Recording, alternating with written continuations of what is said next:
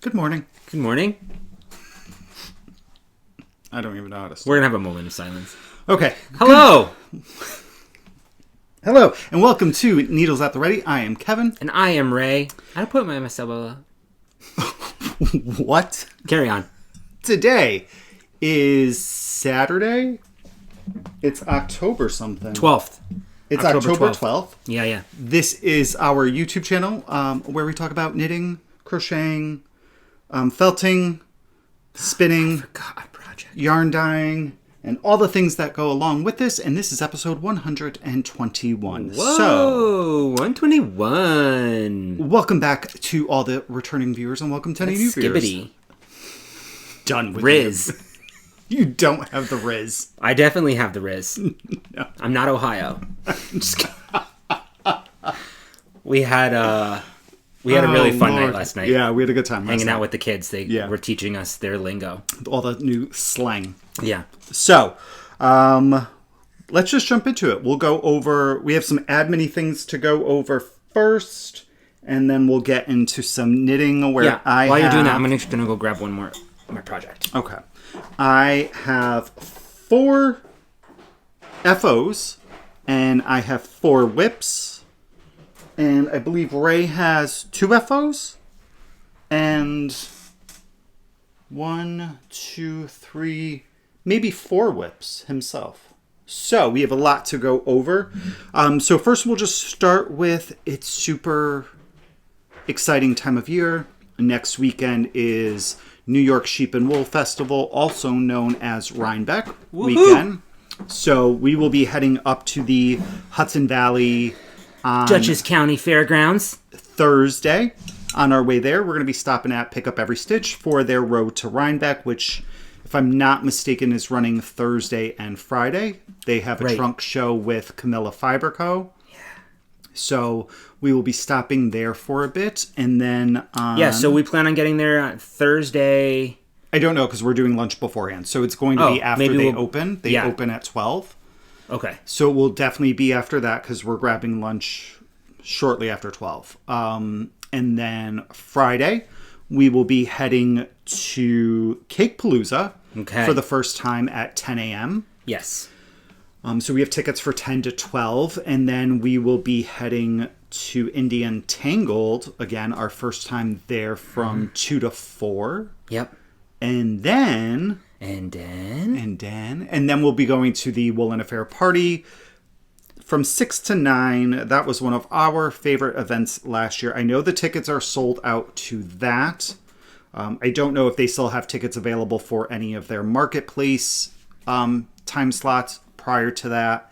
And that should be a really fun day. Yeah, busy. It'll be really, really busy. Yeah. But super exciting. We're going to be surrounded by yarn all day. Correct. How fantastic. We've never been at either of the first two. So it's going to be interesting to go, because I've never gone to shop at a timed event like that. Mm-hmm. So I don't know how we're going to navigate that. You know, we're talkers. We like to chit-chat. I know. So we'll figure that out. And then Saturday and Sunday is New York Sheep and Wool, again, also known as Rybeck.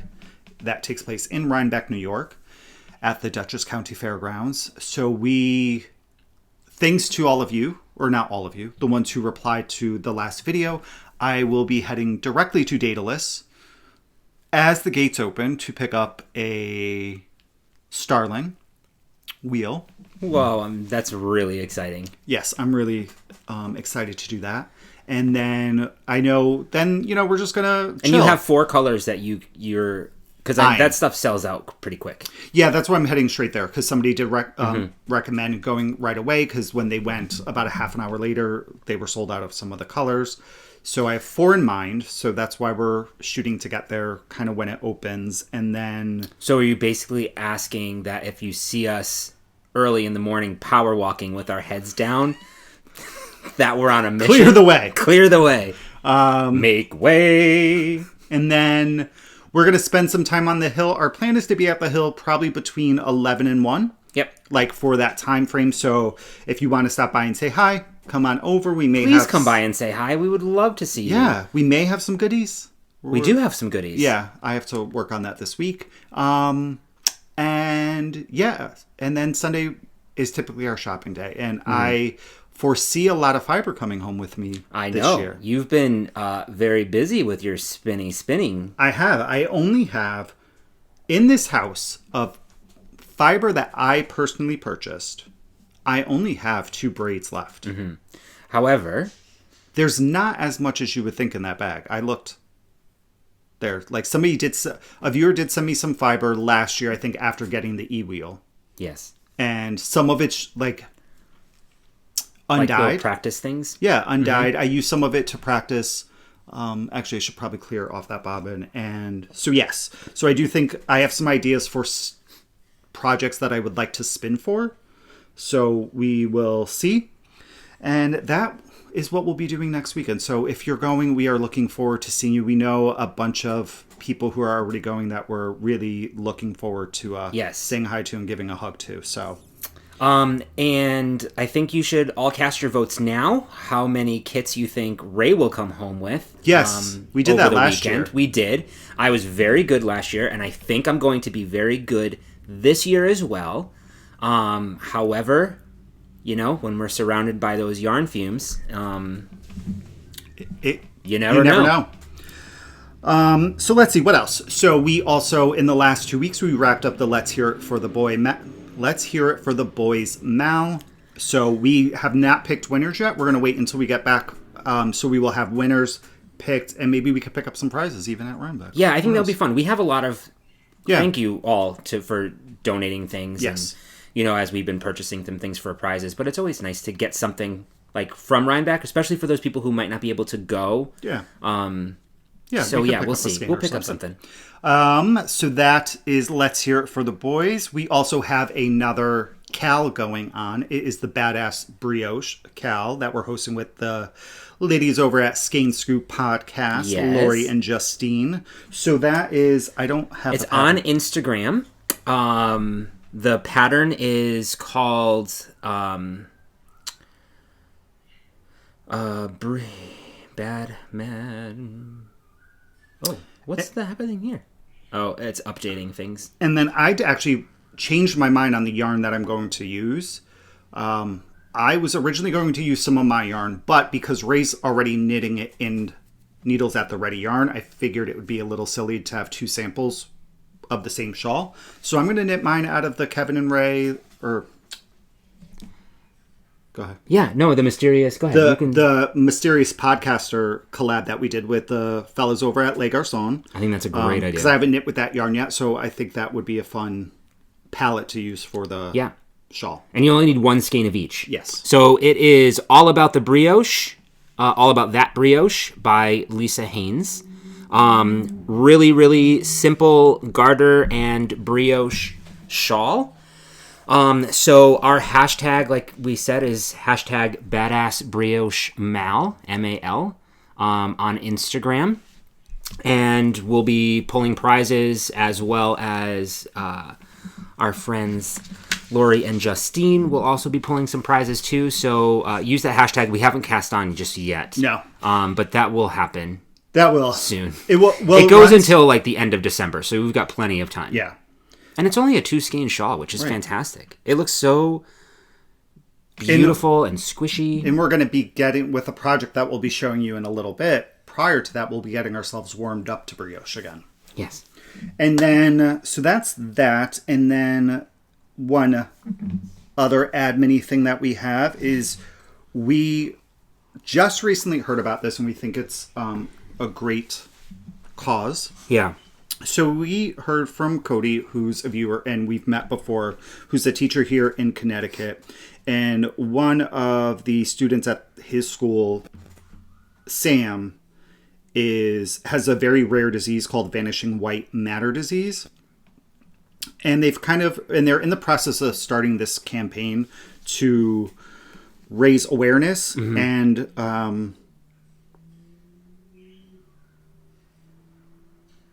pretty eyes to raise awareness, get the word out, get some participation, and it's really neat because it's inspired a fundraiser that's called Mismatched Sock Day, which I think is really really clever.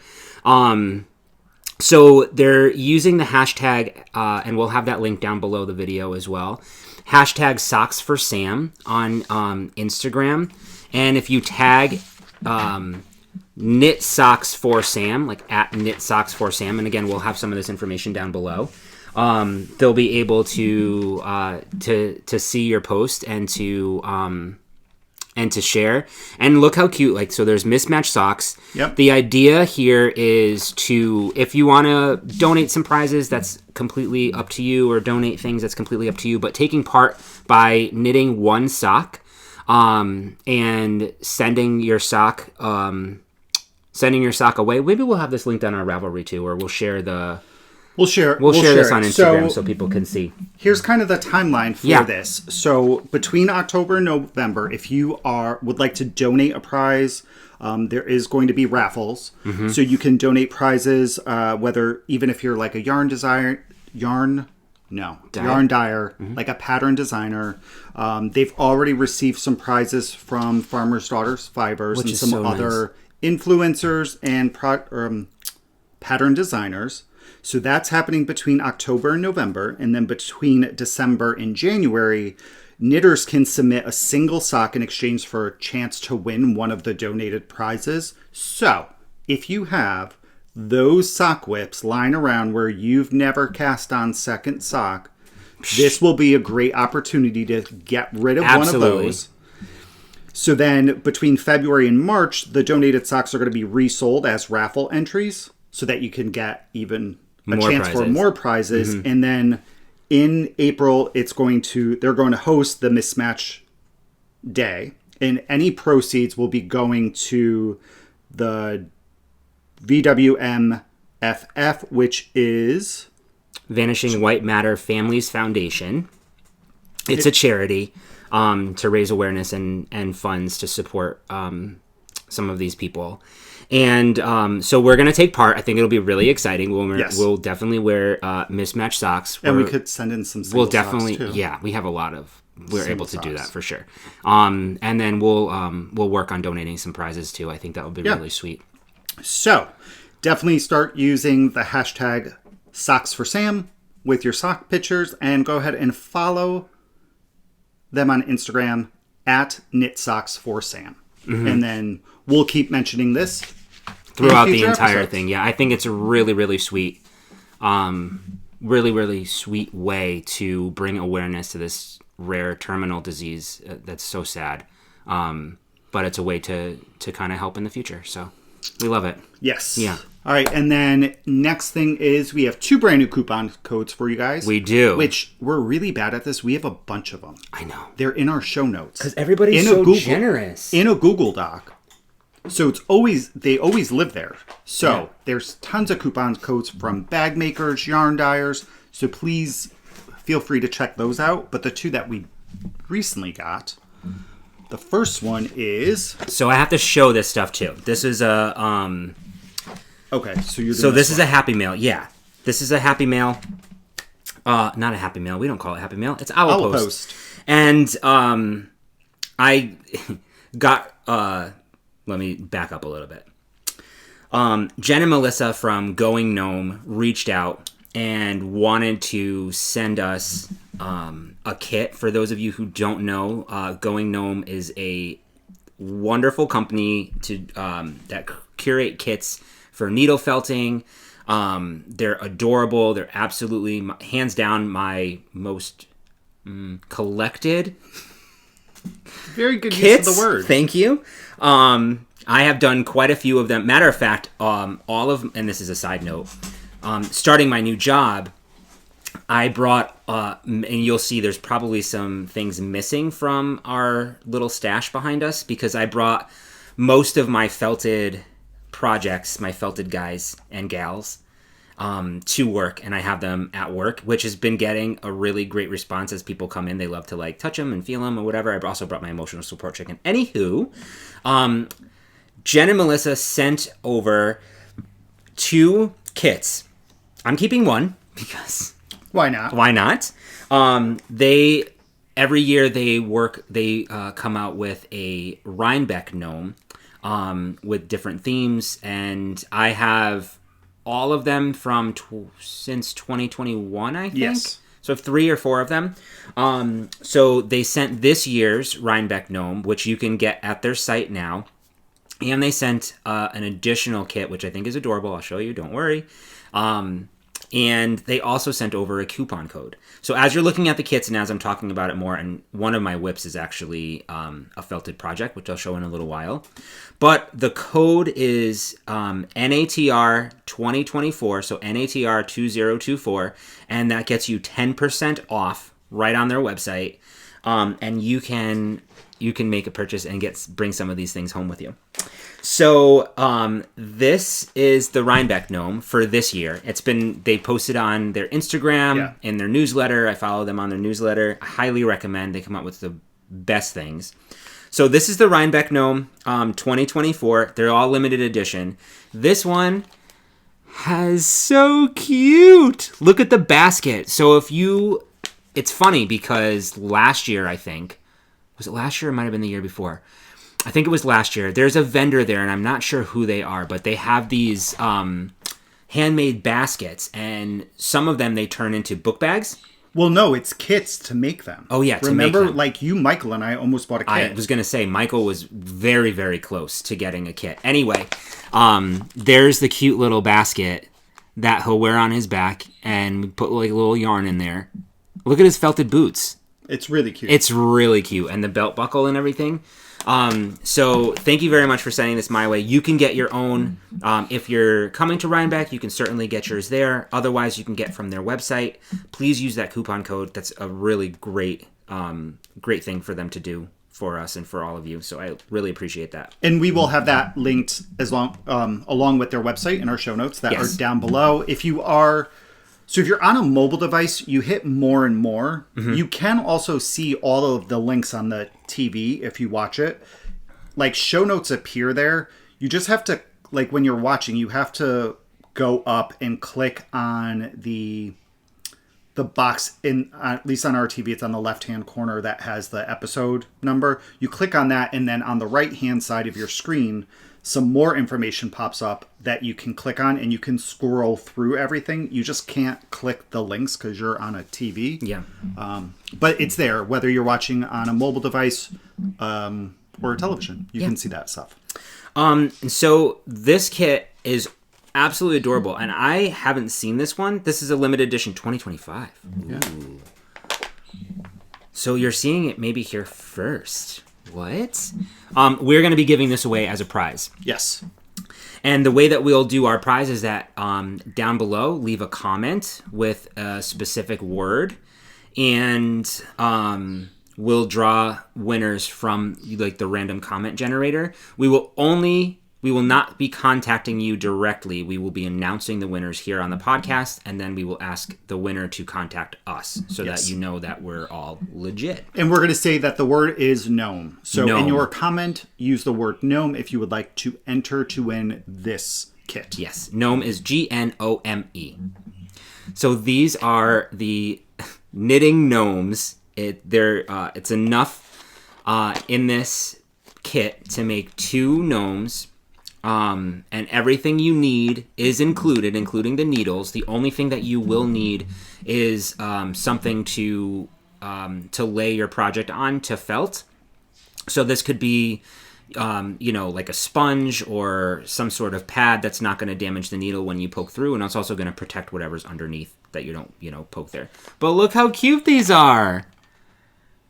And each one is holding a needle, and they're knitting up a little scarf. Isn't that adorable? Yeah. Oh my god, it's so cute. I have my knitting gnome sitting on my desk at work. The full one. So, again, if you're interested and you want this, make it. What are you looking for? Did you take my gnome? What gnome? My, or no, it may be in the Christmas No, it's in stuff. the Christmas box. Father Christmas. Yes. So, again, use the comment below using the word gnome, and we will enter you for the prize, and we'll draw winners probably after we come back from Rybeck. If not, it'll be the time after that, but most likely after we come back from Rybeck. All right. Again, coupon code NATR 2024 for 10% off.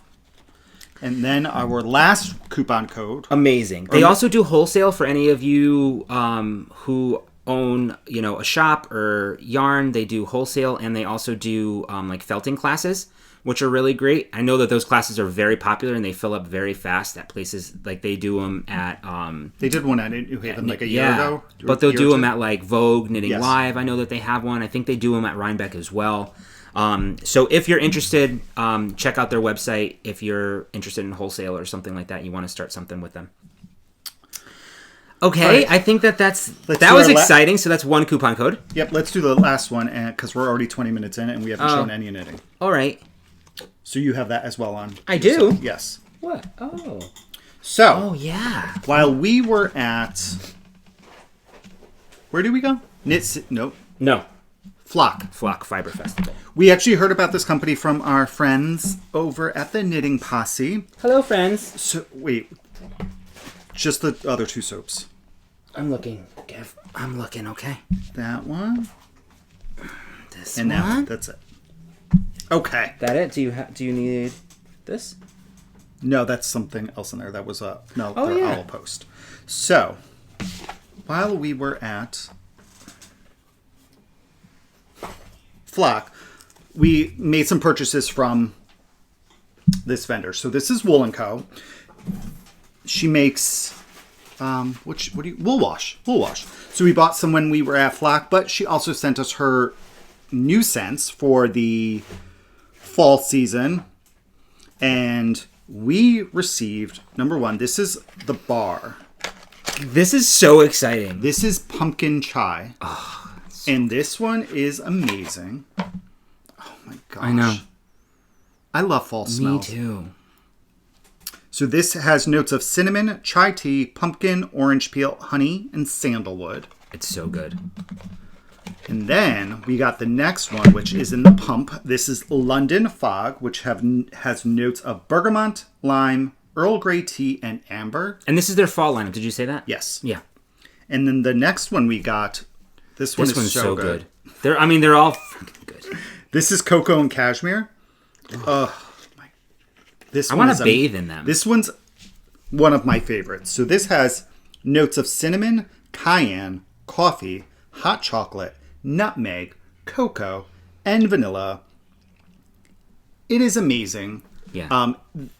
I mean, it's so reasonably priced too, and you only need like 1 to 2 pumps for your woolly stuff. Mm-hmm. So you can head over to Woolen Co's website and use the code NATR15, and that will get you 15% off any order until November 4th. That's fantastic. So, some other ones that we got are like tobacco and bay leaf. Yeah. We have downstairs, I've been soaking stuff in sweet basil and aloe. There's also like these lanolin balms. This one is orange and vanilla. So definitely go check out the site. Yeah. Take advantage of the coupon code. If you have any other knitter friends in your life, this would make a great gift for the holiday season. Mm-hmm. So, actually could use a little bit. I know, I was just thinking. I have one in my bag, actually, downstairs. I've been taking with me. I actually want to bring one to work. All right, so that's it. We're not gonna go over what we've been doing for 2 weeks because it's been a lot. We're gonna jump into some knitting. Okay.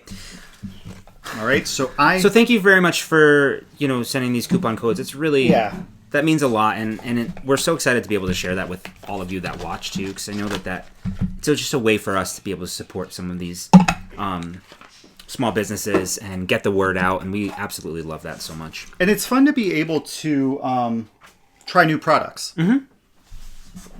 So I have 4 So that's FOs. it. Why don't we call it a day? Yeah. 4 FOs? What? Yeah, you do. I have 2. Okay. Only one with me, though. So I will go first. Okay. So my first FO is a pattern from this magazine, which is no longer in production. This is Rib Magazine. And I showed this last time as a whip. And I made the Metropolitan cowl. So it is a very fun slip stitch cowl. It is a 12-row repeat. You knit this on, I think US 6s. I love the hat. US 6, which is a 4mm, and a US 4, which is a 3.5mm. I wonder if I did that. I hope so. I don't know if I did, but It only takes 1 skein of DK weight yarn. I use needles at the ready yarn in the color Ravenswood. And this is so good. The cowl. I did not weave in this end because I do feel like this is might be a little tight up here, my bind off. So I may take it out and... Have you put it on? Redo it. I bound off in pattern. So, I mean, it doesn't feel tight, actually, by putting it on. But here you go. Matt and Corey are going to be at Rybeck. Just got the massage. Hi, guys. So here we go. This is my third time. It looks great. What was that noise? I don't know. This is my third time making it. And we needed a sample, a DK weight sample. This was a new colorway that I released at Skein Yarn Shop. It's great. For our trunk show. Yeah. I love it. I'm going to knit a sweater out of this yarn base and the color. I actually changed my mind. I was going to do Autumn League pullover, but I'm going to do a sweater that I just bought, pattern from Isolde Teague. Oh yeah, that looks really nice. So yeah, this is the Metropolitan. Are you going to talk about that pattern at all, or no? I'll talk about it later. Okay. Because I think it's another good. I bought a couple patterns of hers that I'll talk about. But yeah, so this is the Metropolitan cowl. I think it's a great fit. Mm-hmm. And cowls are fun too. Like, I love a shawl, don't get me wrong, but they're fussy. And this, you don't have to fuss with. And I love the little detail. Me too. I don't think you need to I think the bind off. Yeah, it's great. And this gets very easy to remember. Like, you kind of can go into autopilot. I did have to reference the pattern here and there, but I love the effect that these give. They're like faded, or I don't know. There's like texture in there. It's really neat. There's also a hat pattern with this same yeah. Design in it. It's just called the Metropolitan hat. Mm-hmm. And it looks like a folded over brim. So, yeah, this is a really fun, quick knit, I would say. Yeah, you kind of got through that pretty quick. So that is FO1. Lovely. You're up again. Okay. So, should I just do all 3 at one time? You can. Why don't I show? Then you here. go next. Since So I'm gonna do that. I don't have the first. I'm going to show the larger one in the next. But I don't have. I feel like we're struggling with words today. Yeah, totally. Word finding. Yeah, it's okay. I don't have the pattern or the finished object with me. It's a motorcycle or something. No, it's a leaf blower. A leaf blower. 'Tis the season, yeah. So, I don't have the actual item with me because I gave that to our niece yesterday for her birthday. We went over there to celebrate her birthday. And we went to Knit New Haven 2 weeks ago, I think it was.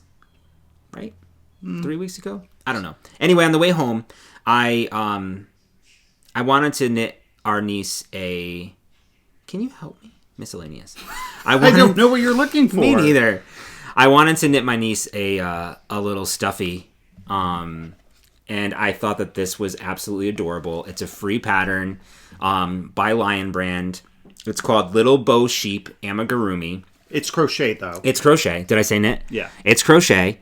It's absolutely adorable.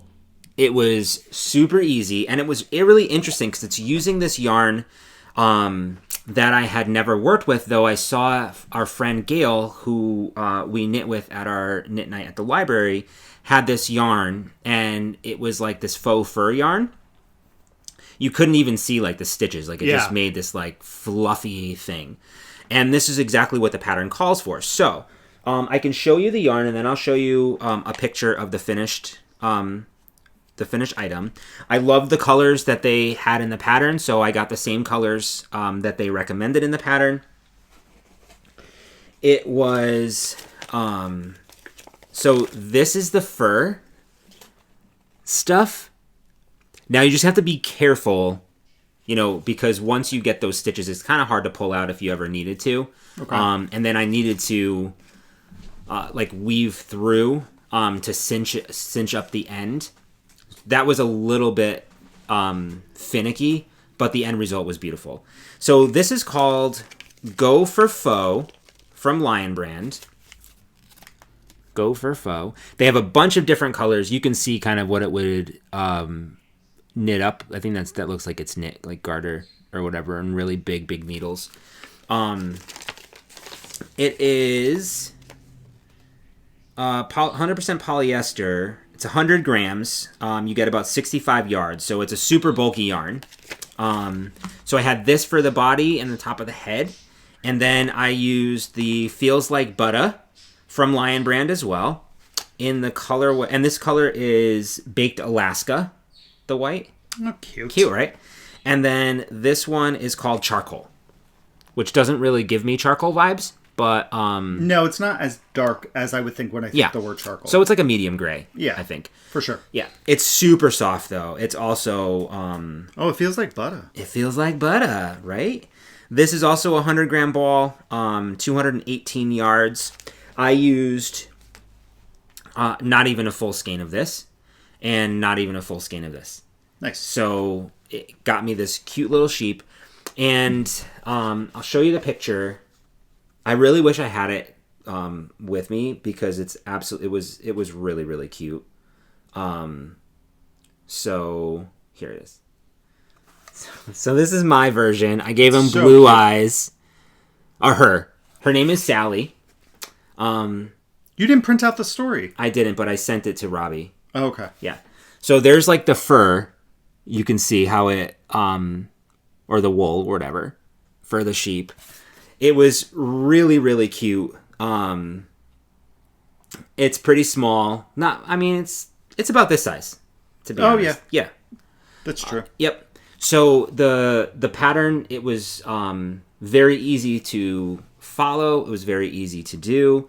I did all of the recommended, I used the recommended hook size. So I used I didn't actually. I used a different size hook because, nope, I didn't. I used the recommended hook size for this particular one. And this one is a G hook and an H hook. So 4.25 millimeter hook and a 5 millimeter hook. You use a larger hook for the faux fur, and it's a free pattern. This yarn was very affordable. I don't remember, maybe $7 a skein or whatever, but I'm sure I have enough to make even a second one if I wanted to. And I bought little the eyes. I just got them from Amazon. I just kind of Google or searched for like stuffed animal eyes or whatever, and there was like a little bit of an assortment. I don't know the brand, but this is them. Oh, Muse. It begins with an M. It's covered up by but it's like a whole little baggie of the different size eyes and different colors. Oh, nice. Yeah, I thought it would be nice to kind of keep in the background because it's really fun. I can't say that word, what the manufacturer is, but I'm trying just to. You could just kind of figure if you were looking for eyes, or go to your local, craft big store box or craft store. But Mucunnia is the name. Mucunnia. I don't know if you can see that there with the sticker, but that's the brand that I got, and that was really, really cute. And my brother sent a picture this morning of Riley. She had opened her gifts today because it was a kid's party and everything, so they didn't do the gifts yesterday. And sent a really cute picture of her hugging the sheep. It was really cute. She's adorable. So that's my FO number 1. And then I can just go into this one too because we're going to show all 3. And then this is finished. I showed this on the last podcast that it was almost done. I told you that I would be done by this week, and I am. This is called A Guiding Light by Kay Litton. I think it's Kayla now. Kayla? Is that what she goes by? I believe so. It is a garter stitch DK weight shawl. It is absolutely massive. I used Fiber Hustle yarn in fingering weight. I think it's his 100 DK. Duh, that's what I just said. My bad. Let me pull up the things. So Fiber Hustle yarn. This is The Abyss. It is 100% superwash merino DK. Oh, I thought it was... Huh, interesting. And then this one is August and everything after. And this is the superwash BFL. So I have two different bases. Superwash Merino and Superwash BFL. So there you go. Mixing bases, not a problem. Yeah? Yeah. Yeah. This is a 2-ply yarn, and then this is a 4-ply yarn. So just do what you want to do, boo. I knit this on the recommended needles, which is a 4.5 millimeter needle. And I actually did use most of, this is all that I have left of color 2, and then this is what I have still left over from color number 1. So I can definitely do something more with that one. Here is what it looks like. I had this laid out on our dining room floor because we couldn't, I just didn't have enough room to block it. So it's garter. Can you hold it out a little bit more? Oh. So it's garter. The whole shawl is garter here. You have the different stripes. You've got blocks of color in there to kind of let each color shine. Then you have these really great sections of yarn overs that create these really cool eyelets, and it gives it an opportunity to work in both the yarns so that you can see. I think it was really, really clever to put this together. Followed by some more garter, and then, This is huge. It's huge. So not 100% sure how to wear it from like a fashion perspective, but from a warmth perspective, it's going to be wonderful. Yes. It's going to be one of those things that I could throw on, if I need to step outside or... I love a DK weight whatever. shawl. Yeah, it's great. So I just kind of, today I just kind of wrapped it a few times around, Yeah, DK weights are great because they're big, they're warm, and then they actually knit up pretty especially quickly. A garter one. It's so squishy. My favorite. Look how nice that. I just think it looks cozy. It's gonna keep you nice and warm. Yeah, it's great. So thanks. So that is, isn't that? I just think it's really nice. Yeah, the directions the colors are fantastic. Yeah, too. It was an easy pattern to follow. The directions were great. It's kind of like an asymmetric triangular shape. It does take 2 skeins of each. Like I said, I don't know if I said that, but I had 2 skeins of each of these colors, and you use pretty much all of. Well, now that's going to be good for your blanket. Yeah, I'm going to throw it right on my blanket. This one I have to weigh and see how much I have left, because this might be it, or it actually might be cute to make fingerless mitts to match this. Maybe I don't. Yeah, you or might be the able fire to pit mitts that from Taylor. Well, I don't think that's a worsted weight pattern. Yeah, but that's okay. I can. It depends on how much of that you have. This. Yeah. You might not be able to get a full pair of mitts out of it. But I can shorten them. They don't have to be that long. Yeah. Cute. Nice. Yeah, thank you. So that's it. I'm extremely happy with the end result, and I love. Yeah. Again, I only have one other DK shawl, and it was the Paris de Shore. That's what I have. No, you knit one of those? Yeah. Thanks for paying attention. Yeah, I used Miss Babs. Oh, that's right. The gray. It's a solid gray. Yeah, solid. You got Wowza. Yeah. That's right. Yowza. You got it at Yowza. You got it at New England Sheep and Wool from CC something. No, I got it at Rybeck. Because Todd Michael Thomas helped me pick out the yarn. It was one of the first. It would have been our first Rybeck. It was our first Rybeck. Yeah. All right. Good job. I knit those on my Chowgu Forte set, which I absolutely love. It's my preferred needle now.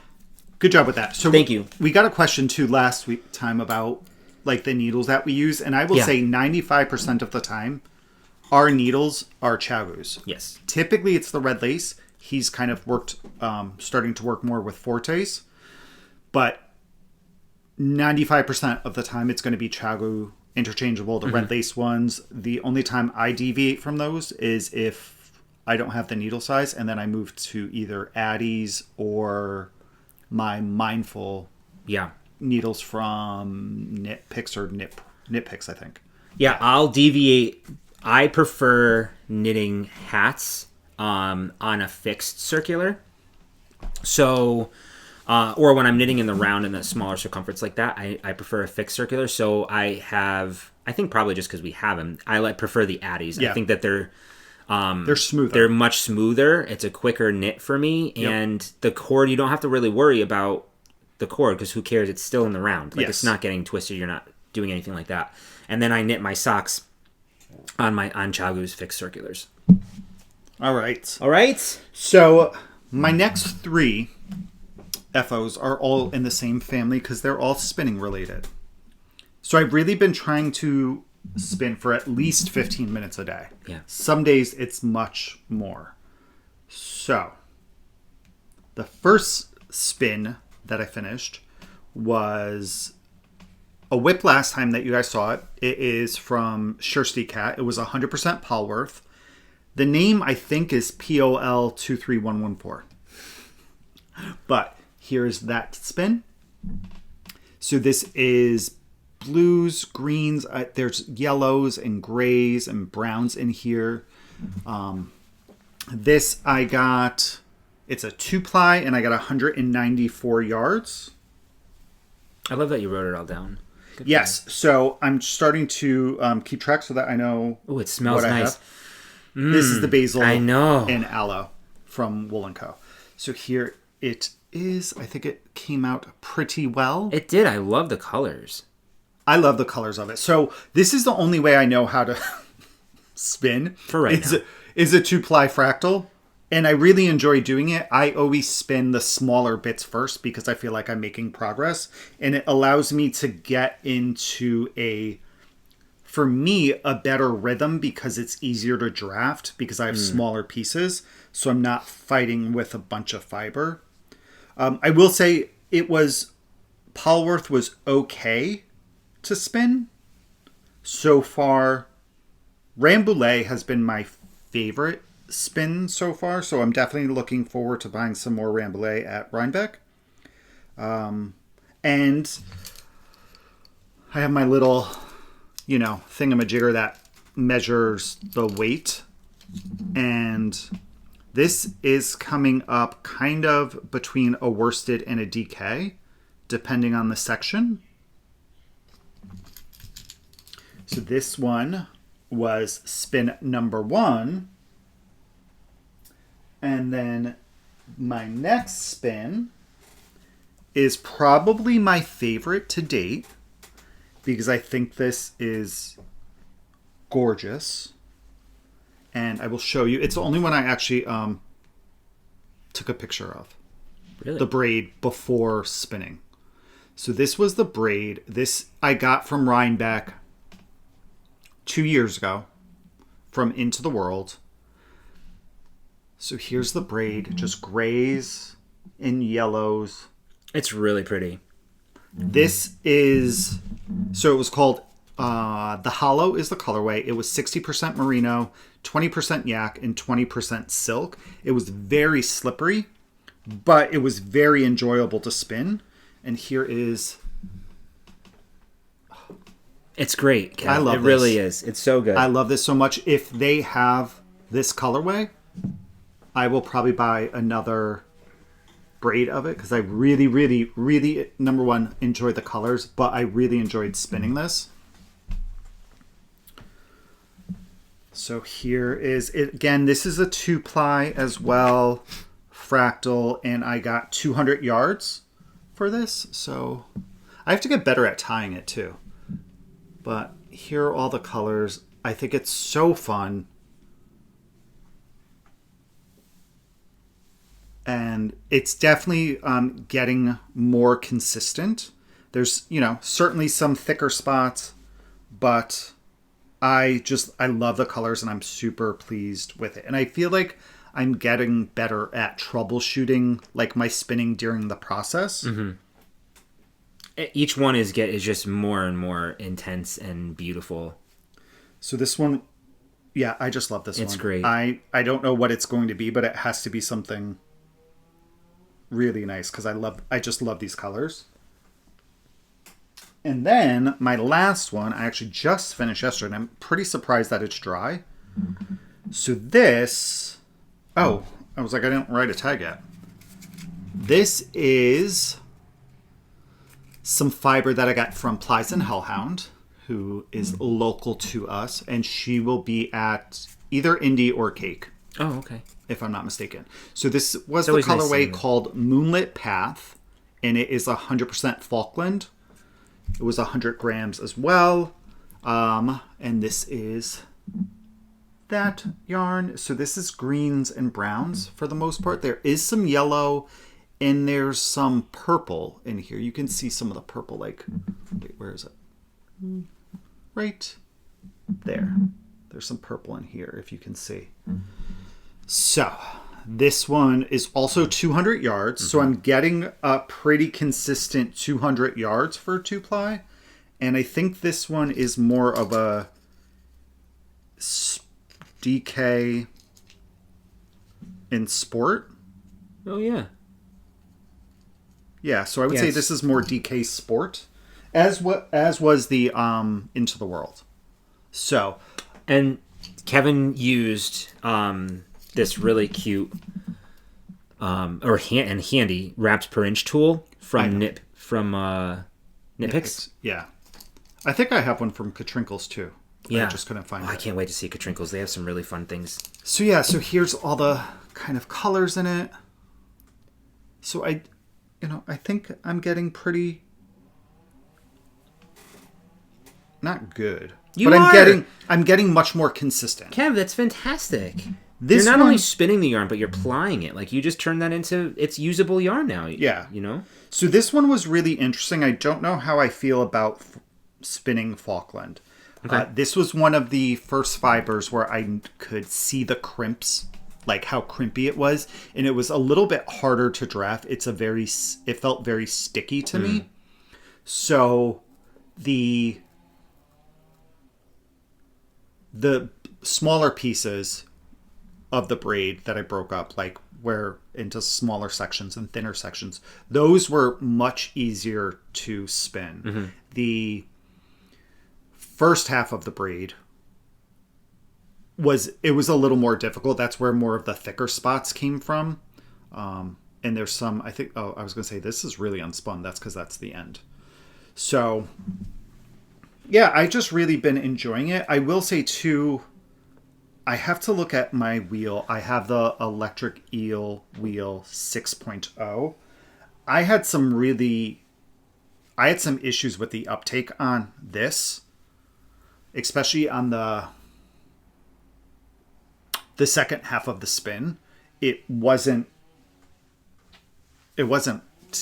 pulling up the yarn as quickly as I want. I thought the tension was okay. I don't know if maybe I need to clean something or check the bearings on it, but I was having a little bit of an issue with that. So it sounds way too complicated for me. Something that I did, this was a recommendation from our friend Rob. I was asking Rob and Michael and Carrie too, like, what do I do with the fiber that's left over on the bobbin after it's plied?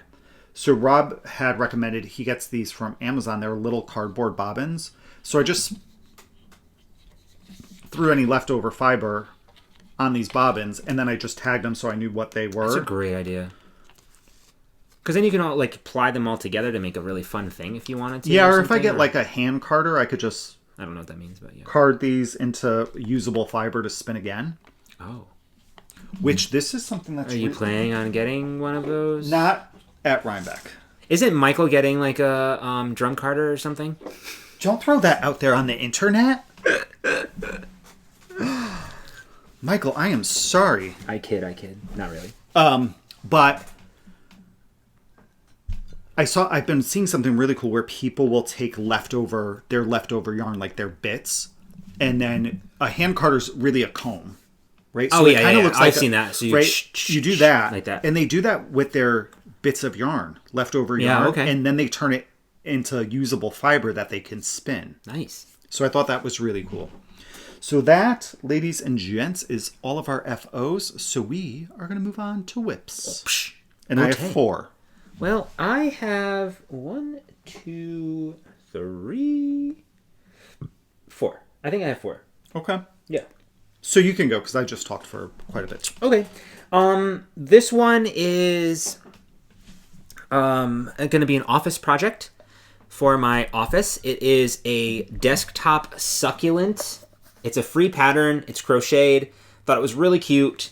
Very simple crocheted succulent.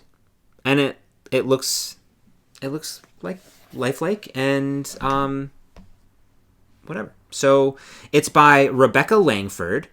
I'll have the Ravelry link in our show notes, but the pattern is it's like one of those, like, this pattern is available for free, so you just click on that link and it takes you to the website. Which unfortunately there are ads and things like that, but the pattern is free. It's there, and it's super easy. So I had a ton of this yarn. Why? Huh? Why? Where did they show? This is from my original, like, crochet stash. Okay. From years and years and years ago. It's a Red Heart Jumbo Super Saver, and it's just been kind of like, hanging out. Because when I crocheted, I think I only crocheted with acrylic at the time. I didn't ever crochet with any other kind of fiber. Yeah, I mean, that's pretty typical. When you start this craft, like, you go to a large, big box store, you pick up plastic needles and plastic yarn. I had plastic hooks, and I just kept getting gigantic... Yes. Yarn babies. Anywho, this is in the colorway Verde Frio, or Frosty Green. I have no idea if they still make this color. I don't even know what year this is. But it's a Red Heart Super Saver Jumbo. 744 yards in this in this giant cake. And it was probably like $3.99. So I am using, I did go up a hook size from the recommended hook, just because the yarn felt a little bit thicker to me, even though it does call for Aran weight yarn. So the hook size is recommended hook size is 3.75. I went to a 4mm crochet hook. These are my favorite Clover Moore hooks. And the idea with this pattern, it's free, so I'm not ruining anything, but the idea here is that you have 3 different size petals or leaves, and you knit 5 of the large size, 5 of the medium size, and 3 of the small size. And then you attach them all kind of together. So they kind of create this spiral almost, and they sit on top of each other. And then you just put that into whatever kind of container you want to use as like a pot or whatever. You can crochet a little pot yourself, put little eyeballs on it, and a smiley face would look like really cute. So I've completed all of, matter of fact, I actually knit or crocheted an additional one by accident. So I made 6 of the large petals already, and this is basically what they are. You're not stuffing them with anything. You're creating this this shape just by increasing and decreasing. And the idea here is that you're going to kind of pinch this together and link these all together in a way, right? Like this, all around, and then you add your medium ones in there somewhere like so, right? So you see that you're kind of developing this succulent, and when you pinch these bottoms together, it creates that like curved shape. Very clever, very easy. And then I did 6 of the large ones by accident. I may use all 6, who knows? And then I've done 4 of the medium size ones. Here's the size difference, by the way. Not much difference, but definitely you can tell the difference there. And then, so I did 4 of the medium size ones. I have to do 1 more medium size. Oh. Actually. Oh, maybe I'm done. I have 5 of the mediums, and You need to do small. Now I just need to do the small. Oh, nice. Great. You know what I ended up doing? What? I think I knit the 6th. Crocheted. crocheted the 6th one smaller by accident, but happy accident because it's the same size as the mediums. Oh no, it's a little bit big. Who cares? Really, right? Nature is not perfect.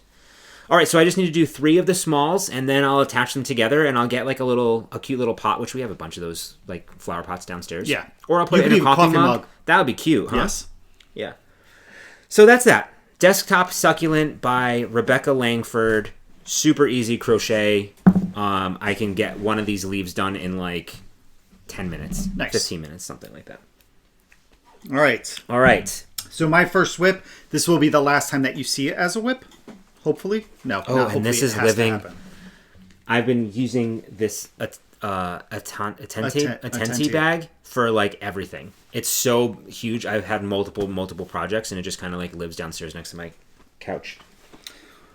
My next project, or my first whip, is living in my Naughty Knitting Sacks, who we have a coupon code for down below in that Google Doc. We so did. Check it out. And this one is In your face. my Sean's Gambier. Woohoo! This is my Rybeck sweater or jacket. I've made a bunch of progress on it, but I still have a bunch to do. So, here's what we're doing. So this is by Lindsay. You can say the last name however you would like. I'm not going to attempt it. This is a bulky weights jacket. I'm knitting the second size, which is for a 46-inch chest. I'm using the recommended needles, which are a US 11 or an 8mm and a US 10, which is a 6mm. The yarn that I'm using is Lamb's Pride, right? Yes, Lamb's Pride.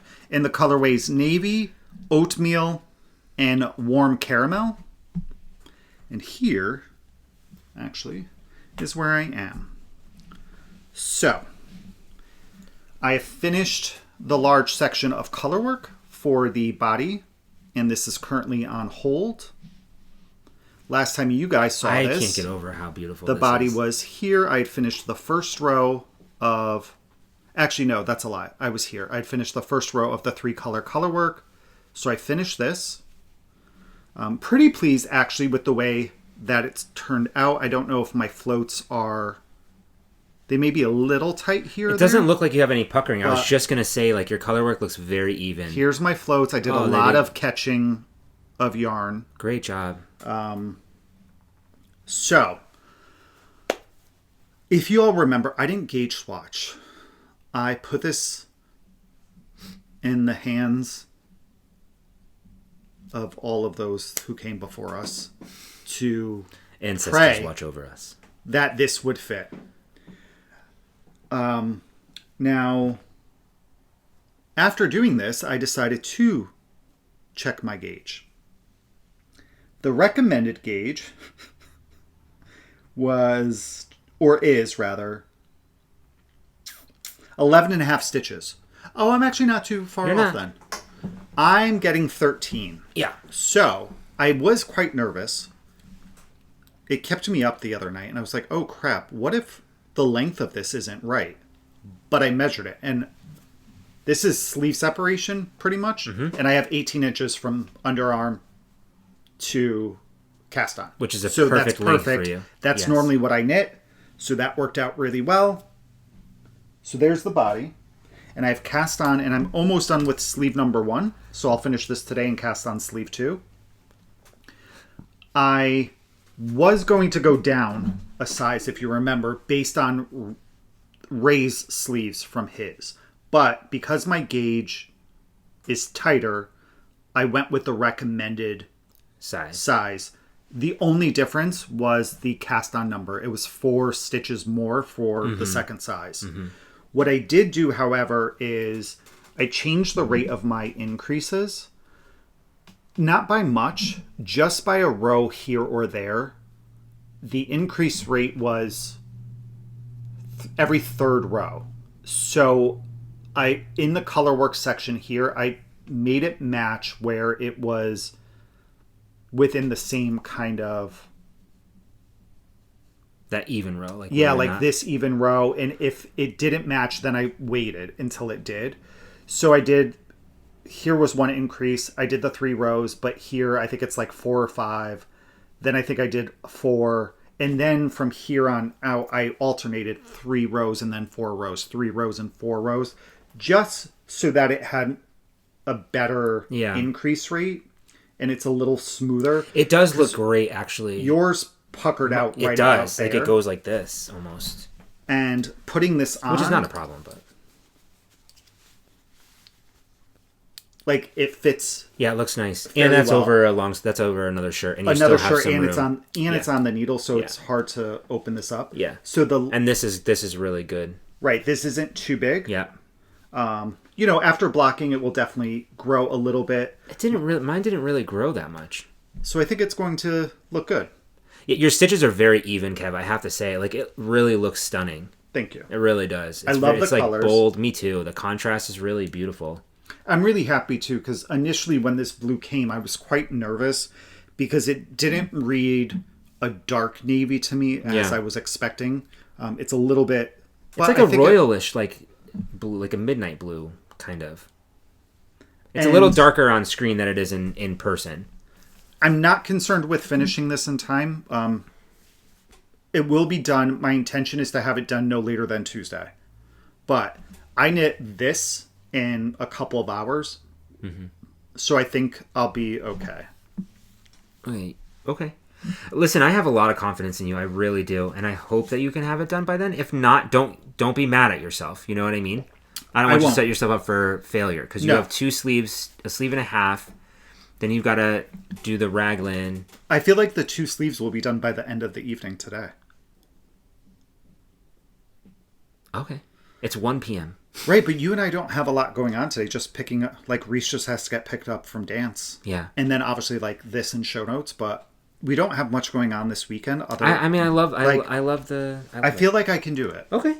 Like I said, I have a lot of confidence in you. I just don't want you to set yourself up for All right, so that was that whip.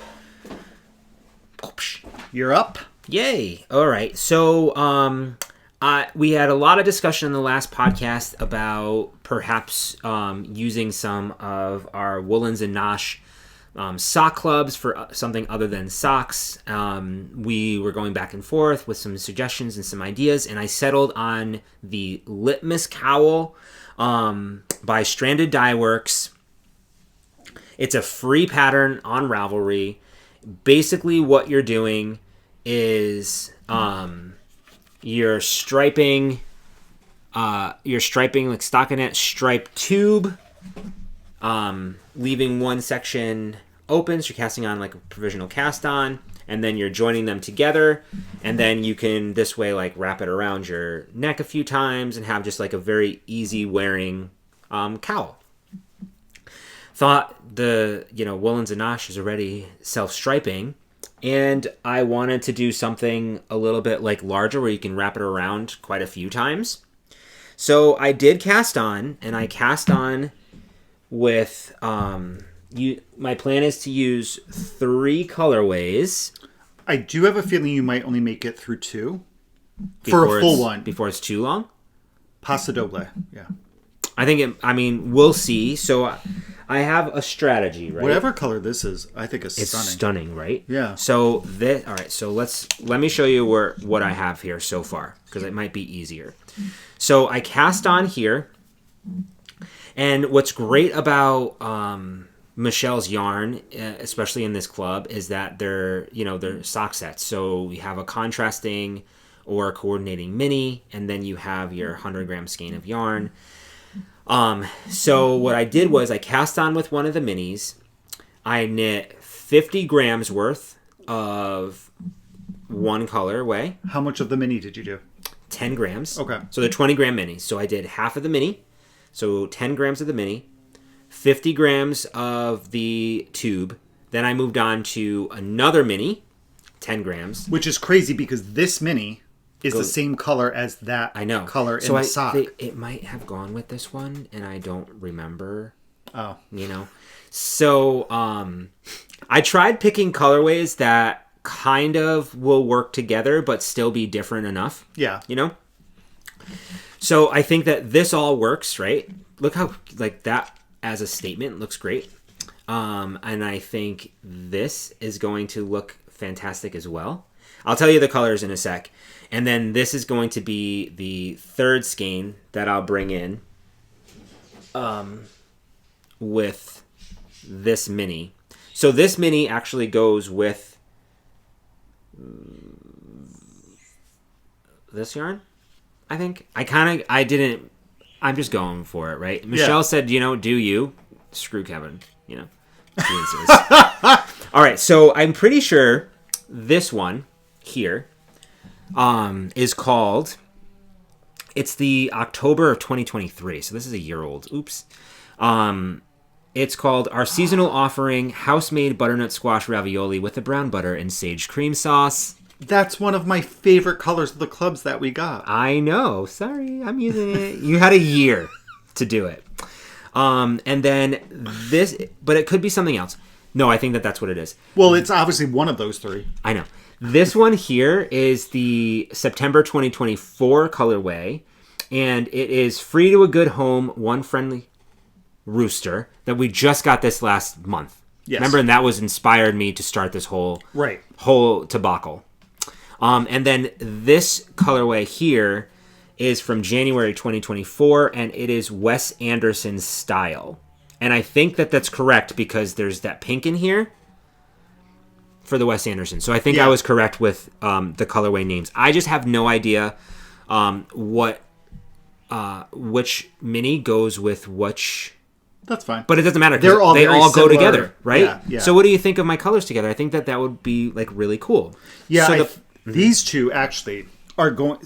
These two will play off really, really well, right? Because you have the same kind of blue tones in it, but then the pink here will play really nice with that. But then you do have like this maroony color that's going to play well with the colors in here and the yellow. I wanted to do now I don't know how this one stripes yet. This one reminded me more of like not a fade, but like it's like got a glow to it almost. Like for me anyway, because I have issues with colors. Right. There's a lot of like there seems to be like a blending or like a fade almost between some of these colors, and I think this to me stands out as a different style. I don't know how to explain. No, I see what you're saying. The smaller stripes here. And then I think this is going to be a more similar striping to this. Correct. So to have this in the middle, I thought would be really cool.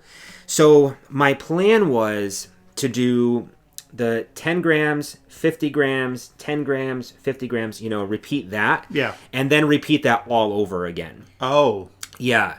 So but now looking at it, I think it's going to be quite long if I were to do that, which is great because that will then leave me with 50 grams and I can get 2 shorty socks out of 50 grams. 50 grams. I just won't have a contrast. Yeah.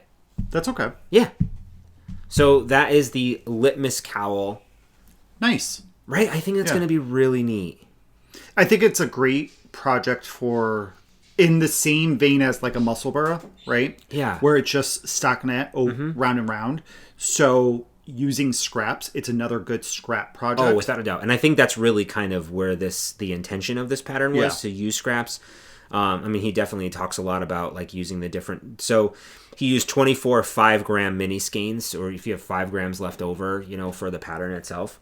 And it's super customizable in the length, too. So it could be just a nice having a blanket on the needles, that type of thing, where you just grab it when you don't know what you want to knit. So I modified a little bit.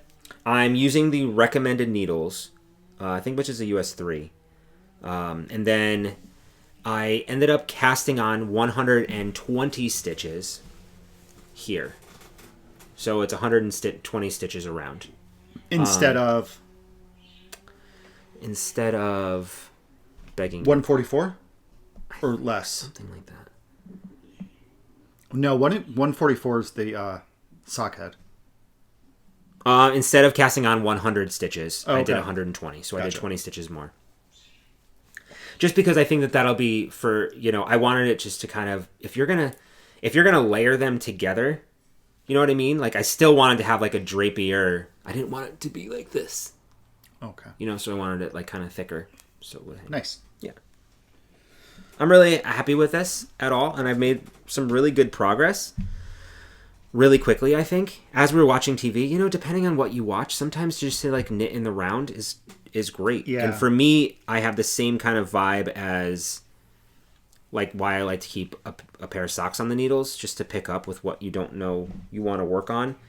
Or if you're socializing and chatting and you don't want to, have to worry about increasing and decreasing and all that crazy stuff. Agreed. Okay. All right, so my next project... Oh, and again, this is just not to... I do, for a provisional cast on, I use the crochet version, so I crochet a chain. And then what I do is I usually crochet the number of stitches that I would want to pick up, and then I usually do about 5 to 7 more chains, just so that I know where to start and where to pull from, so that when I'm ready to pull that out and transfer these stitches to live needle, I'll be able to Kitchener them together, so it'll make a circle. Very nice. Okay. And that's living in, well, I'm going to have to change bags very soon, but that's living in my Oh Wow Amsterdam bag, which I absolutely love. And we got those from Skein. What the? All right, so my next project, I don't know where the pattern is. I believe this is called a Cozy Comfort throw. I think it is, too. In my Tanny Casey bag. Yeah. So I showed this last week. I made a little bit of progress on it. I actually have to skein up some more yarn. But it's just a really simple garter blanket. Oh, and I'm in the middle of the row. Oh, because I needed to cake up more yarn. So, well, this is silly. All right, so here we go. I feel like you were in the middle of a row last time, too. Probably. So I was down here, and I finished 2 new minis. So I'm now 6 minis into this. And I'm holding a mini with a strand of undyed 75-25 yarn that I have. And just going along, it is knit on It makes me really happy. 7s, which is a 4.5 millimeter. This is actually on Addie's because I didn't have one available on Machaugu's. Actually, probably because I didn't have a long enough cord for this. But this is another really fun, like, you don't know what you want to knit. I know I cast on doing a I-cord, so I made a huge I-cord chain, picked up into it, and now I'm just knitting garter, and I'm doing I-cord on the edging. So I need to cake up a skein, or one of the minis today, and here are all of my colors. So I'm working through this bit, going this way. So this is the next mini, and then another. So that's going to be this section. So it's like kind of pinks and beiges and tans. And then I'll move on to yellows, reds and pinks, then green, and then blue. And then if I want to add more length, we have plenty of minis for me to kind of tap into. It is the squishiest. It makes such a squishy fabric. So it's basically a DK weight, holding, if not a little bit more, fingering double the size. The US 7 makes it nice and squishy and stretchy. So this, again, is another way to use leftovers. I think if you made magic knot balls, you can hold 2 of those together to make a really fun blanket. But it's just another, when I don't know what I want to knit, I can grab this. So I have, which is weird, not weird, but it's excessive. I have 3 blankets going. I have this one, I have the jelly roll, and I have my crocheted one, which I haven't touched in a while. But I enjoy working on all of them. I mean, having a blanket on the needles is really, really nice, It is. Just to grab what you want. Is that project. I found another whip. Oh, okay. So I will show that, and then I think after that we have the same one next. No, I have one other one. Oh, that's great. I have 4 total. Oh, so then I think I have the same one. Okay. So This I actually started a while ago, and I hadn't yet. I don't think I've showed it because it's been kind of like sitting downstairs. So I thought it would be really fun as we were getting closer to Rybeck to start felting some of the Rybeck gnomes that I have and hadn't done yet. So I was going to start with my earliest one. I did the 2021, I think, and the 2020. So this one is the Rybeck Gnome 2022, which was cute from Going Gnome. I love it. And I got the body together, and I'll show you what I have. So this is what I have so far. So I gave him a nice paunch. You know, I think a really well-fed gnome is a cute gnome. I really do. I've already added where I want the face to be, and the hat. I kind of went for a shorter but traditional type of hat. And what's really great, and I've talked about this before, you can see that I separated the legs a little bit there too. Got his little hiney. And then, you know, what's really great is that you really are sculpting, right? You're sculpting with yarn, and that's what I really like. I'm not a very artistic person, and the instructions are great because it gives you a guideline, but encourages you to really bring out the gnome or whatever you're doing's personality. Like you guys remember when I did that felted frog, and it was very, very angry. Yes. Like they just come up with, they have their own personalities as remember the red eye gnome? For it. The red eye gnome is here. Is he? It's one of my Christmas tree gnomes, isn't it? Okay. I don't remember which one it was. Well, here's two. I don't know why I didn't bring these with me. Oh, because one of them has red eyes, I think. No. This. But they definitely have crazy eyes. So look. Oh, his eyes are crazy. Yeah. But you know, the point is, like, they each have their own personalities, and that's what I really, really love. So what's interesting is that these are probably one of your that first was my very ones, first project, and you can feel the difference in the density of your felting. Yeah, I definitely go for a more dense felt. You know, I think as you get more comfortable doing it, you know, and learning more about how the yarn is going to behave and what you're going to be doing to it. So basically what ends up happening now is I have my kit. So there's options in here for different color flesh tones. You can mix and match the colors of the clothes. So this yarn you basically are using as your foundation. And what I'm gonna do is, or what the pattern sometimes has you do, is wrap it. You know, you're gonna wrap the colors and create like the clothes. So this isn't gonna be the color that he is. The beard, which is really fun. Most of the kits, they come with a beard. This one, I think, because it's been sitting a while and I've been kind of playing around with it. It's a little bit messy, but you can see like the little locks. Yeah. You know. So when I add that in there, I'll play around with having some of the locks kind of like long and some of them like bushy. So we'll see how it ends up turning out, but everything that you need, like I said, is in here. And I usually use. Oh, I also bought this when we were there. One from Going Gnome. You got that at New England Fiber Festival. Yeah, I wanted to get 3 years ago. Yeah, I wanted to get like a tool set because the one needle, it does take some time. You have to use one needle to get some really the fine details in there. But in order to like really get down and dirty, like some of these, you know, this is a 5 needle one. There's a 3, there's a 2. So it kind of like helps depending on what you're doing. Does that make sense? Yes. Okay. So that's that. Just been kind of working on that gnome. That was actually just one night at Knit Night. Yeah.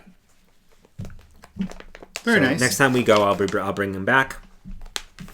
But that's what it's an idea. So like this one, the hat is a little bit bigger. This is a little shorter than mine. I like a tall, chunkier one. The world is your oyster, you know? All right. Okay. So my next one is this sweater that I'm making for Riley, which is not a birthday gift. It's going to be a Christmas gift. This is a pattern by Gudrun Johnston. I believe it was pronounced Islay cardigan. So I just really love the little yarn over detail at the top of this cardigan. Yeah, it's really pretty. Yeah. Yeah. It is. Here was the one when I was looking. And this is another picture. So I just thought it was really, really adorable. Yeah, me too. And very interesting. A little bit different construction. So something to kind of keep me... Can I see the shoulders? I love that detail there. It's actually just a three... I believe it might be a 3-needle bind-off. So it has yarn overs and some garter in this detail here in the yoke. Mm-hmm. And the entire sweater, you do an I-cord around it. So that will be coming at a later time. And I am making the 3rd size. So I mentioned this last time. The sizes don't tell you the age, just the chest circumference. So I did use Tin Can Knits' Strange Brew book to determine what size I needed to make for Riley. So Riley is 2 years old. I wanted to make a size that she would be able to kind of grow into as well. Mm-hmm. So based on Strange Brew, I picked the 25-inch chest, which is the 3rd size. This uses a US 5, so 3.75 millimeter, and a US 4, which is a 3.5 millimeter needle. And I'm using yarn. I know I just put it somewhere. Oh, right here. This yarn, which is the Manos del Uruguay, the Feliz, and somebody had commented that they actually met the person Rosa. Yeah. So that was really cool. That's really neat. And it is 70% superwash merino and 30% modal, and it has 350 yards. It is a sport weight. Living in my pink waffle bag. Great bag. And here is what I have. That's a lie. It's not living in this bag. It's living in this bag. My hide and hammer bag. That's a great bag too. It is. So, and the reason we have a lot of bags. It went on hold is because my stitch count is off. So I just have to do some tinking back to figure out what I did. But I finished... Wow, this is going to be hard to show. No. It's just tangled. Yeah, so I finished the... I'm at sleeve separation, kind of. So here's what I have so far. So this side is the side that I am... Oh my god, it's missing so cute. The stitch count is off. By like 3 stitches. So I have to figure that out. But here is the completed side. So you can see it's really, really so fun great detail with increases and decreases, the garter, the yarn over. Yeah. This is a twisted rib after the yarn over, so in right here, so it kind of makes it pop a little bit. And I believe this one will get shaping once the shoulders are sewn together and the I-cord is added. Mm-hmm. I will say, I do kind of wish that this was a slip stitch just to make it easier to pick up. If I had thought about that, I probably would have done it throughout the entire sweater. But the detail starts all the way down here. It's really pretty. The garter. And yeah, this is currently what I have of the first skein. So I do think it's... You've actually gotten a lot done. How many skeins do you think it's going to take? I'll just get into the second skein because I still have to finish... Right, so I have to finish the second side. Yeah. Then build up the back. Mm-hmm. Then connect them all. And then do the sleeves and the I-cord. Wow. So, yeah, so it took longer than I thought. But again, it will end up being a Christmas gift, which is great because that means I have one Christmas gift already done and we'll say half of one done now as well. What's already done? Roman sweater is on. Remember I knit Roman the flax. I knit him a new flax. You think it'll fit him? He got big. He did. It is actually right here. This is Roman's flax. Oh, yeah, that'll fit him. Oh, my God, it's so cute. He is a terror. We saw him yesterday, too. He is Mr. Social Butterfly. He just goes. Yeah, a year and a half, right? Just about. Yeah, because their birthday's May, so June, July, August, September, October. Yeah. And his sister is a lot more reserved. They're twins. She is. Cute. She is a daddy's girl. She is. Well, that's my brother's fault. Yes, but she is hands down a daddy's girl. That's who she wants to be with, and nobody else. Yeah, definitely. Yeah. Okay, my last whip is that the same one that you have? Yes. Which mine is living in my pink waffle bag. Mine currently is living in, you can't get these anymore, unfortunately, but the Fringe Supply Co. bag, which I will be transferring into one of my bucket bags, which I prefer to have those anyway. Kevin and I we decided a while ago that we were going to join the Stephen West's Mystery Knit-Along, the Go-Go Dynamo Mystery Knit-Along. And the idea was we both wanted to use Kevin's yarn, Needles at the Ready yarn, and we chose some colors, and Kevin was going to dye them. Unfortunately, I think you guys know, Kevin ended up with a cold, got sick, blah, blah, blah. Everything's fine. We didn't talk about it. Oh, well, Kevin got sick. Yeah, I had nothing. It wasn't like COVID, it wasn't COVID. Or flu I tested, or anything like that. What did I do? I tested like 3 days in a row. It was not this past week. It was the week before. Mm-hmm. Like I was done Monday through Friday. I really did not do much. No, and you needed to rest, which was fine. So he finally, the yarn was finally ready, and on Thursday. Thursday. So Thursday night, we both cast on. So now we're officially part of the MCal. Let's show our colors. So we'll show the colors. We're still both working on Clue 1. So if you're, some people wait for the whole thing. I don't know if you want to be spoiled or not spoiled, whatever. We're going to show these. So, it is what it is. So here are my colors. This is my main color, which is Shady Pines. I love that color so much. And this is my contrast, which is Tiger's Eye. And so these were both incredibly popular at our Skein Trunk Show. Yeah, so good. My main color. Oh God, I noticed this the other day. Oh my God, how funny! Pretty damn. I did not think about it. It's pretty similar to the colors of that, which you can clearly see how beautiful they look together. Yes. All right, so my colors are. My main color is Roasted Pumpkin. I just think it's beautiful. You do such a good job with this. I love and hate it at the same time. I know. It's so good. And then my contrasting color is Pistachio Brittle. And for some reason, I feel like this batch of Pistachio Brittle is a little darker than normal. It might be. I don't know. It could be because it's on BFL, and I've never dyed it on BFL before, and it takes dye differently. Right. So this is on our BFL base, which is our... 7525 BFL nylon superwash. It is the Aries base. Aries base. Yeah. And then I'm knitting the Athena base, which is 8515 extra fine. No. Yes. Yeah, extra fine. 8515 extra fine superwash merino and nylon. Yeah. Super soft. The BFL is also soft. It's crispy. And it has really, really good stitch definition.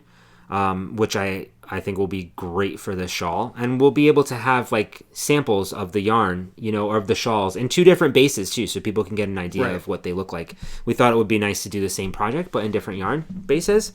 So these are my colors together. Our Thursday Night Knit Night said that they, the orange and green are very much pumpkin color, they are, and I love them together. So you show yours first because you have not much more, but you have more progress than I do. So the cool thing about this shawl is it's a modular shawl. If you haven't seen any of the videos or anybody knitting it, you do 3 semicircles individually, and then you start adding to them and joining them together as you go to bring them together. So first step is to knit 3 of these semicircles. I completed 1 today. I just finished today while we were getting our haircuts. But here's what let me just do it like this. Here's what I have. So you can see how the yarn is working together. I think it's really I really pretty like those together. together. Yeah. So with the main color, it's like a reverse stockinette, and then with your contrast color, it is stockinette. What I really like about, and I meant to tell you this, the pistachio brittle, is that it's very tonal, but you have these little speckles every once in a while. Like it's not overly speckled yarn or anything like that. In true Ray fashion, I will tell you that I had my stitch count was off a few times, and I just add a little stitch here or there. It doesn't do anything at all to the final product. So this is one semicircle. I'll do 2 more and then start joining them together. It is so much fun. This first section was so much fun. It's really easy, mindless kind of thing. The next clue has some brioche in there, which I'm really excited about. Clue 2. So if you're following along or you're not following along, you don't know, there are going to be a total of 4 clues. You get released once every week on Thursday. And we are currently, clue 2 was released on Thursday morning, our time. So we're behind. But that's okay. I think we'll get caught up, to be honest. And, Steven says, embrace your pace. Yes. Do what you want. Here's the start of mine. Those colors are great. It's very, not much. I did rip back because, unlike Ray, my stitch count was off, and I ripped it out and started over. So, I will love these colors together. Yes. The reason, actually, I chose these colors is hands down my favorite project ever. This shirt is really annoying me today. Okay, I'm so sorry.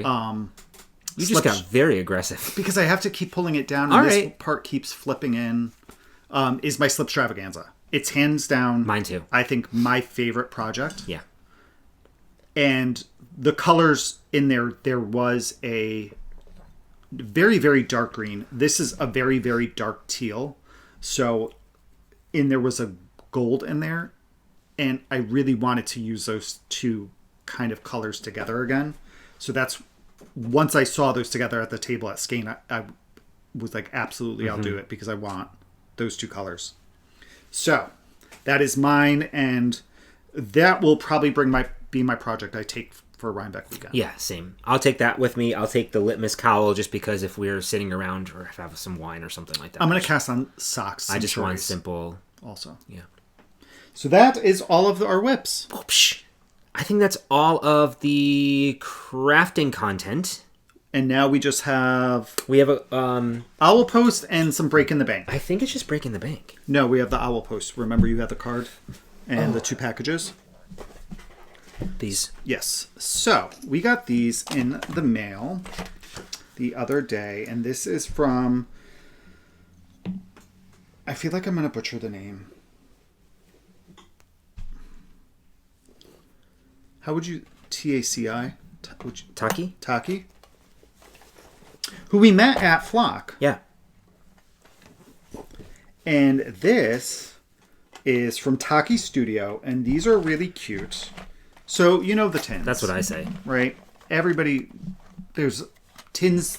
A lot of people have these. We have a couple, like, similar to this. But this is their knitting and crochet toolkit. So when you open it up... This is so cute.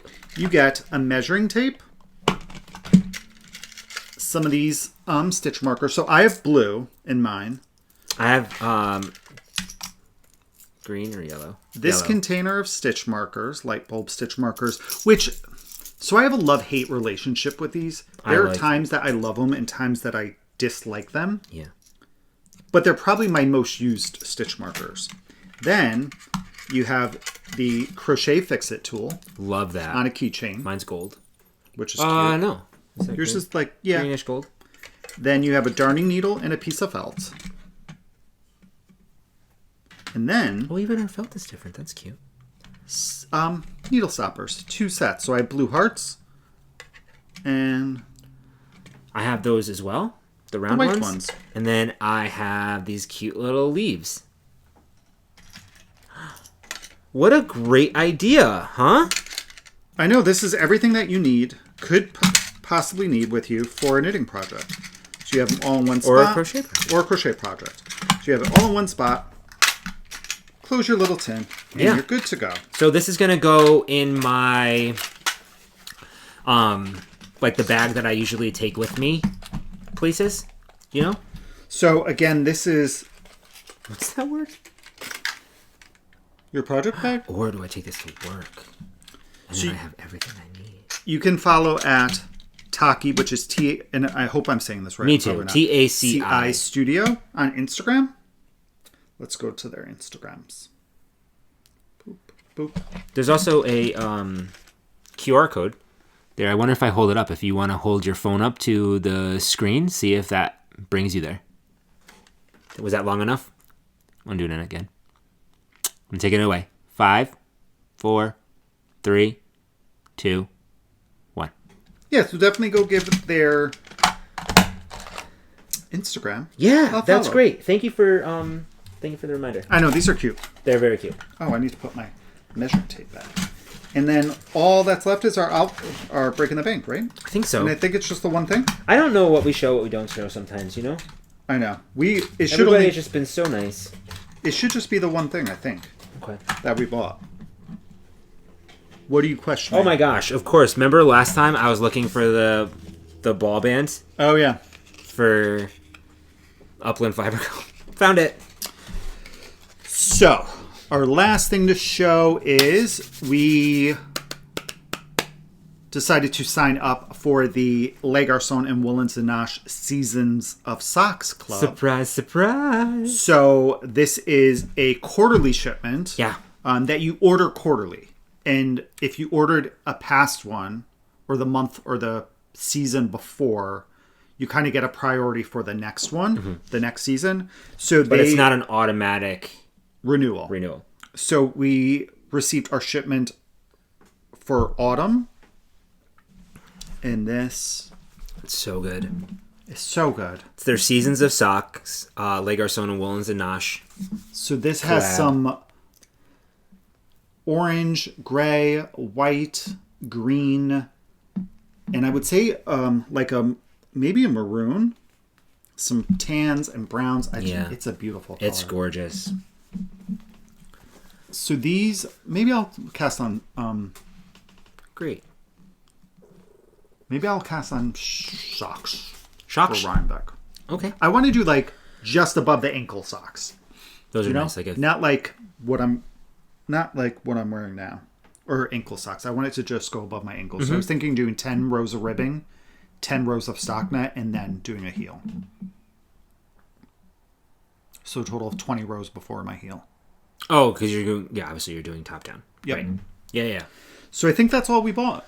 Yeah, I think we have some yarn now on the way. Yes, so because we found a new project that we wanted to cast on. Well, no, it was a request, kind of. Yes, it was an actual Christmas request for a Christmas gift. So we didn't have the yarn needed. It's for one of our nieces, so we just got that today. Ordered it today, so that's on the way. And I think that's everything. We have some owl post on the way as well that I cannot believe is coming to us. And it will be here today. I am so excited. Yes. It's all I need, though, like a friggin' hole in the head. Do you want to... All right, so that's that. We can talk about... Do you want to talk about now what we've done the past couple of weeks? I know we're a little bit off, but... Sure, we can. And or talk about what we've been reading and watching first? Well... Or do you want to just sign off? Let's just do what we've been reading and watching. Okay. We've been watching Virgin River. We have been loving I had Virgin previously River. only watched seasons 1 through 3, and we were looking for something new to watch. Ray and I had just completed season 2 of Lincoln Lawyer on Netflix, which we loved. Yeah, what a great show. Fantastic, and a new season's coming out soon. So we are now on season 4 of Virgin River, which is also a Netflix show. Enjoying that. And it's really cute. I think it's really cute. It is. I love it. Yeah. It's a Hallmark movie made into a TV show. A Netflix TV show. Yeah. I actually would really love a movie today. Okay, great. So we'll find one. Yeah.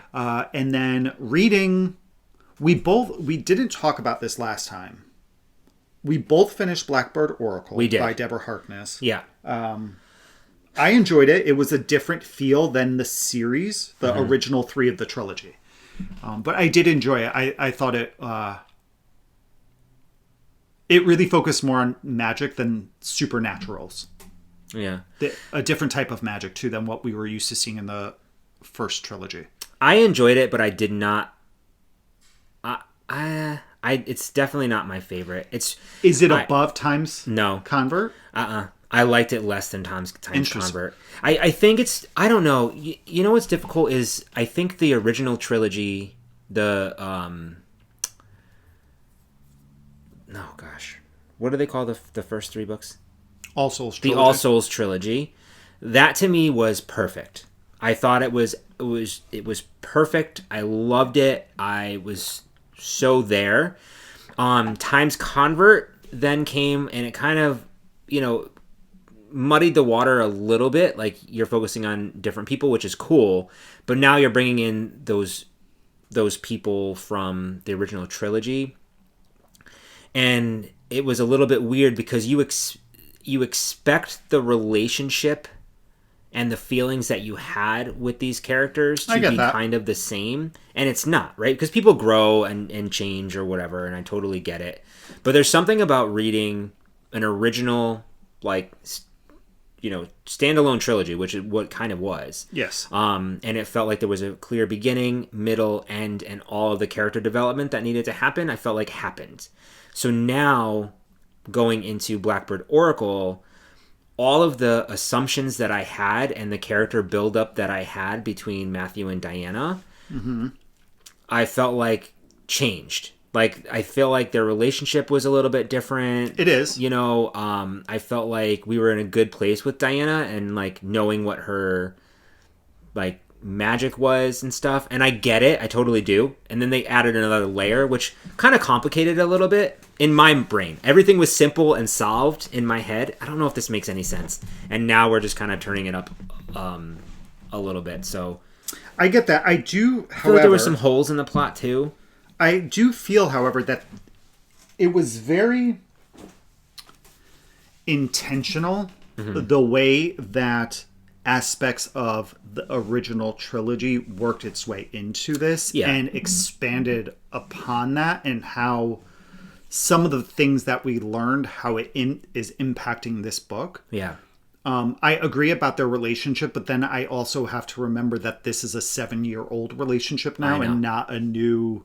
that honeymoon stuff's over. I like the honeymoon stuff, though, Yeah, it's pretty... Maybe I'm just like a romantic guy. No, it's pretty cute, but it's also... It has shown... To me, it shows their growth as individuals and as a couple. Yeah.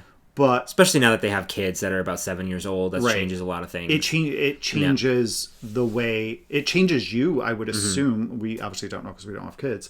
But I would assume that becoming a parent, too, has some impact on... It had some impact on both of their personalities. Right. Which I totally get. I mean, it does... I want to read the next one. That there is a little bit of a cliffhanger, kind of. I think this will be a new trilogy. Yeah. I will continue to read it. It's not like I didn't like it. It just... I loved. One of my favorite series of all times. So... That's just my feelings. And then I finished a book called I'm Glad You're Dead, which sounds awful. Figures. But it's by Hunter Blaine? Yes, Hunter Blaine. I just needed a supernaturally type of book.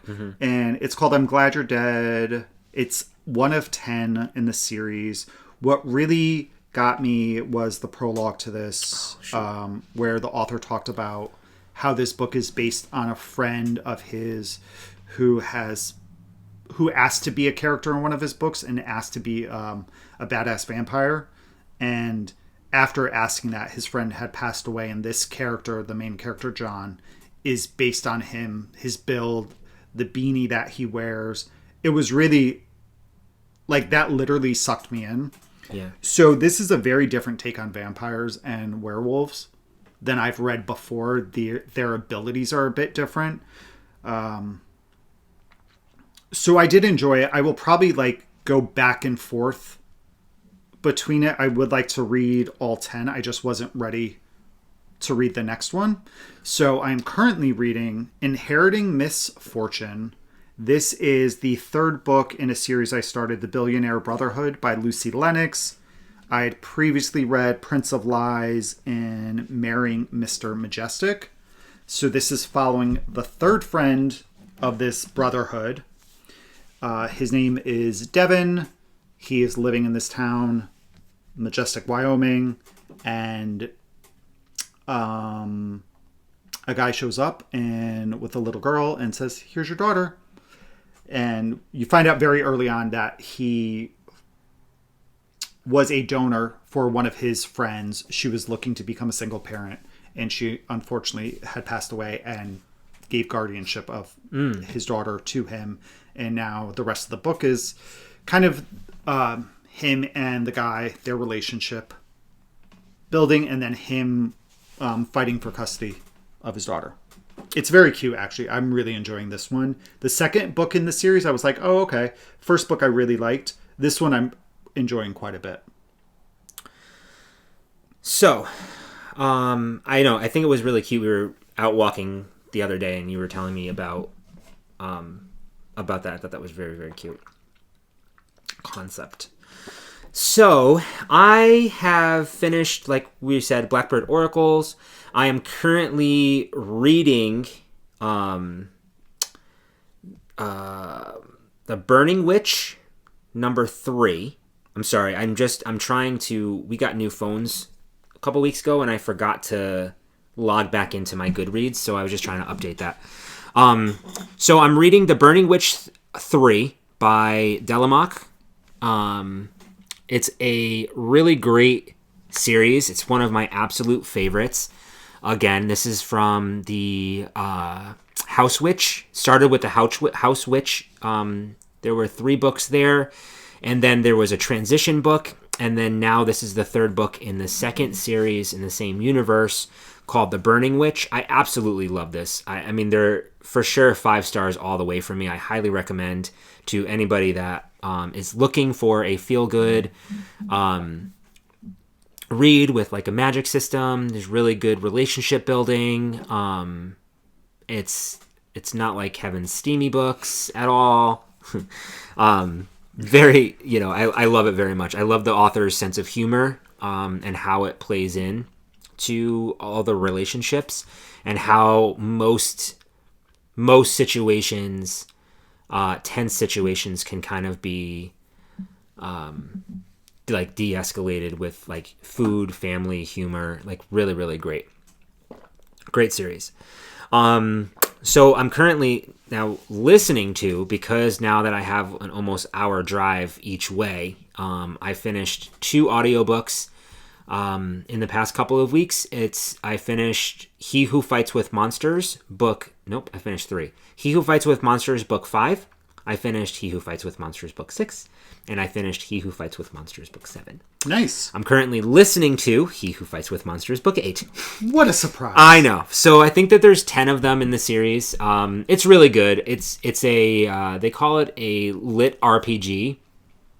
So it's a literary role-playing game kind of situation. So our main character, I've explained this numerous times, but he's finding his way through gaining magic powers and spells and different things like that, but it's told in a way that you kind of feel like you're riding this video game. They get magic items from destroying monsters and coming up with teams and leveling up and all of that. It's another great series that has a really robust sense of humor. And the interactions and the character development are great. Our main character does bring in a lot of, like, our generation's cultural, like, references. Things like, there's a lot of, like, Star Wars references. And it's funny because when he's in a different world, the other people have never been exposed to this kind of stuff before. Yeah. So he makes, like, the other day, it was a comment that he made. They had said, like, oh yeah, it's like a nest of all these, bad guys. And he's like, what do you mean, like a nest of villainry? What is it from Star Wars, remember? I don't remember. Mos Eisley is oh, yeah. Like whatever the saying was. Yes. I forgot. But it was like, it's cute. And then the people are like, what? What does that mean? Right. I don't know. It's just like, you feel like you have inside jokes with this guy. Right. So I've been enjoying listening to that. All right. And Plan on finishing it. Believe that is it. So that is a wrap. Thank you so much for sticking around. It's another long episode. And next time will probably be even longer because we'll be back from 4 freaking events. I know. So, if you're going to Rybeck, we can't wait to see you next weekend. Yeah. Please say hello. Please come and see us at the Hill at 11 o'clock. Around 11 if you haven't. If you'd like, come to pick up every stitch too. That would be really fun to see you all there. Well, I don't know what time we're getting there and how long we're going to be there. So that's not the greatest way to say come see us. But you don't have to see us. Like, there's also, like, Kim and John are going to be there. Yeah, and they're having a trunk show. So yeah, it's also a great yarn shop, too. If you're driving to Rybeck and you pass through Mount Kisco or you're close to it, it's great. Absolutely. A great pit stop, for sure. And then don't forget, if you would like to win the gnome kit, to leave the word gnome in your comments, and we will pull prize winners for the next episode, as well as winners for the Let's Hear It for the Boys Mal. So until then... And take advantage of those coupon codes. Yes. So until then, we hope that you guys have a great 2 weeks, and we will see you in a fortnight. Bye.